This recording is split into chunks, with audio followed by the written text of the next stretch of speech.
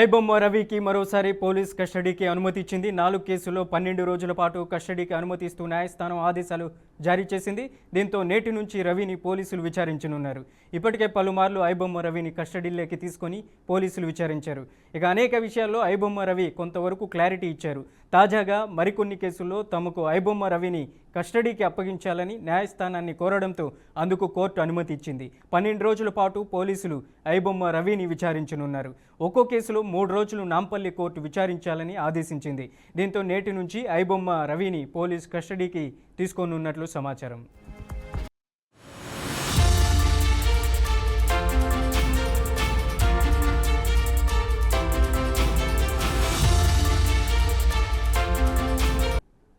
ఇక ఇదే అంశానికి సంబంధించి మరింత సమాచారం అందించడానికి మా స్పెషల్ కరెస్పాండెంట్ శ్రీకాంత్ ఫోన్ లైన్లో ఉన్నారు. శ్రీకాంత్, ఏంటి ఐబొమ్మ రవిని ఎన్ని రోజులు కస్టడీలోకి తీసుకోనున్నారు? రైట్ మనోజ్, ఏదైతే ఐబొమ్మ వెబ్సైట్ నిర్వాహకుడైనటువంటి ఇమ్మడి రవి అలియాస్ ఐబొమ్మ రవిగా ఉన్నటువంటి రవికి సంబంధించి హైదరాబాద్ సైబర్ క్రైమ్ పోలీసులు అనేది కేసు నమోదు చేసిన సంబంధించి అందరూ తెలిసిన విషయం. అయితే ఈ మూవీ పైరస్ కేసులో తాజా పరిణామాలు, అంటే ఇప్పుడు చోటు చేస్తున్న కొన్ని పరిణామాలు చూసుకుంటే కనుక డిసెంబర్ 16 రోజున నాంపల్లి క్రిమినల్ కోర్టు ఏదైతే ఉందో 4 కేసులు మొత్తం 12 రోజులకు గాను పోలీస్ కస్టడీకి అనుమతి ఇచ్చింది. అయితే ఒక్కో కేసుకు 3 రోజులు చొప్పున విచారించేలా కోర్టు ఆదేశించిన పరిస్థితి వస్తున్నాం. అయితే ఈ కస్టడీ అంటే ఇవాళ నుంచి కూడా కస్టడీ అనేది ప్రారంభంగా ఉంది. అయితే చెంచల్గూడ జైలు నుంచి రవిని కస్టడీలోకి తీసుకుని హైదరాబాద్ సైబర్ క్రైమ్ పోలీసులు విచారణ చేపడుతున్నారు. అయితే ఇది రవిపై 3వసారి పోలీస్ కస్టడీ అని చెప్పుకోవాలి. అయితే గతంలో 2 సార్లు కూడా కస్టడీలో తీసుకుని విచారించినప్పటికీ విచారించిన నేపథ్యంలో రవి పూర్తిగా సహకరించకపోవడం, కీలక విషయాలు కొన్ని దాచాడన్న ఒక అనుమానంతో మరోసారి కూడా పోలీసులు కస్టడీ కోరినట్టు కూడా తెలుస్తోంది. ఇప్పటికీ కొన్ని విషయాల్లో రవి కొంత సమాచారం ఇచ్చినట్టు కూడా తెలుస్తా ఉంది. అయితే ఇప్పటికీ రవి మొత్తం కూడా 5 కేసుల నిమిత్తం కూడా పైరసీ ద్వారా తెలుగు సినిమా పరిశ్రమకు భారీ నష్టం కలిగించినట్లు ఏదైతే తీవ్రెత్తున సినీ పరిశ్రమకు సంబంధించిన ఎవరైతే ప్రొడ్యూసర్లు కానీ, సినిమా డైరెక్టర్లు కానీ, హీరోలు కానీ వీళ్ళంతా కూడా చెప్పుకున్న నేపథ్యంలో సో అందులో ఏదైతే ఈ రవి పరిధిలోకి వచ్చినటువంటి కేసులను కూడా నమోదు నేపథ్యంలో 5 కేసుల పైన ఉన్నాయి. అయితే ఈ తెలుగు సినిమాకు సంబంధించి పైరసీ ప్రమాణాలు చూసుకుంటే కనుక తెలుగు సినిమా పరిశ్రమని భారతదేశంలో 2వ అతిపెద్ద చలనచిత్ర పరిశ్రమ చెప్పుకోవచ్చు. ప్రతి సంవత్సరం కూడా దాదాపు 150 నుంచి 200 సినిమాలు కూడా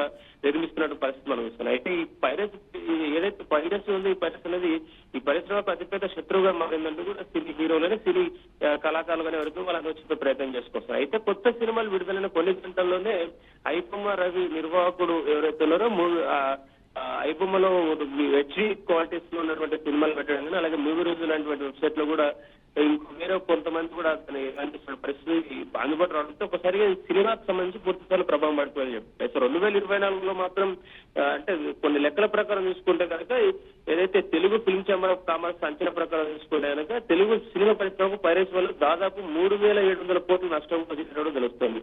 అయితే ఆ సంవత్సరం థియేట్రికల్ కలెక్షన్స్ దాదాపు 15 నుంచి 2,000 కోట్లు కంటే కూడా తక్కువ ఉన్నటువంటి అంశం మనం చూసుకోవచ్చు. అయితే దశాబ్దంలో మొత్తం దాదాపు 20,000 కోట్లకు పై కూడా నష్టం జరిగినట్టు తెలుస్తోంది. అయితే భారతీయ సినీ పరిశ్రమ మొత్తం 2023లో పైరసీ వల్ల దాదాపు 22,400 కోట్ల నష్టం అనేది కొంత ఒక నివేదికనే చెప్తున్న పరిస్థితి వస్తున్నాయి. అయితే ఇతరంగా కొన్ని ప్రభావాలు చూసుకున్నాక థియేటర్ ఆక్యుపెన్సీ కూడా కొంత తగ్గడం, ప్రేక్షకులు ఉచితంగా ఆన్లైన్ చూడడం అనేది ఒక ఇది ఏర్పడడం, అలాగే నిర్మాతలు, డిస్ట్రిబ్యూటర్లు కూడా కొత్త ప్రాజెక్టులకు పెట్టుబడులు తగ్గడం, నిర్మాతలు దివాలా చేయడం అంటే ఇలాంటి పరిస్థితులు ఎదుర్కోవడం, కొన్ని సినిమా తయారీలో పాల్గొన్న వేలాది మంది టెక్నీషియన్లు, జూనియర్ ఆర్టిస్టులు ఇలాంటి వాళ్ళు కొంత ఆర్టిస్టులు ఎవరైతే ఉన్నారో టెక్నీషియన్ అయితే వారందరూ కొంత ప్రభావం ఏర్పడిన పరిస్థితి వస్తూ ఉన్నాము.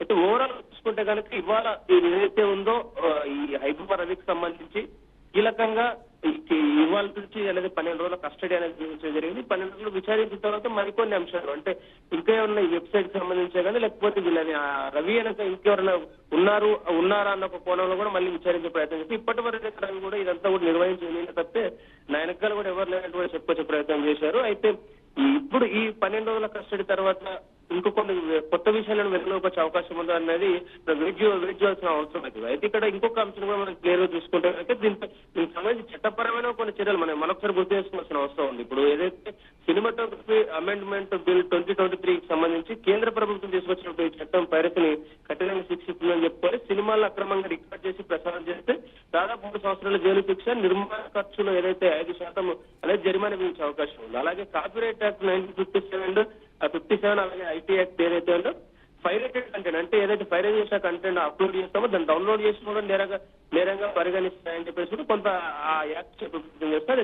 ఇది మొత్తం ఓవరాల్ గా చూసుకుంటే కనుక ఇవాళ దీనికి సంబంధించి ఐబొమ్మ రవికి సంబంధించి చర్యలు అనేది కూడా 12 రోజుల తర్వాత, అంటే దాదాపు 12 రోజులు కస్టడీ, మరొకసారి కస్టడీ కోరడంతో కస్టడీ ఇవాళ నుంచి కోరడం జరుగుతుంది. ఏదైతే పెంచలగూడ జైలు నుంచి కూడా ఆయన్ని హైదరాబాద్ సైబర్ క్రైమ్ పోలీసులు అదుపులోకి తీసుకున్నారు, విచారణ చేపడుతున్న పరిస్థితి మనం చూస్తున్నాం. Manoj. Right Srikanth, thank you for the updates.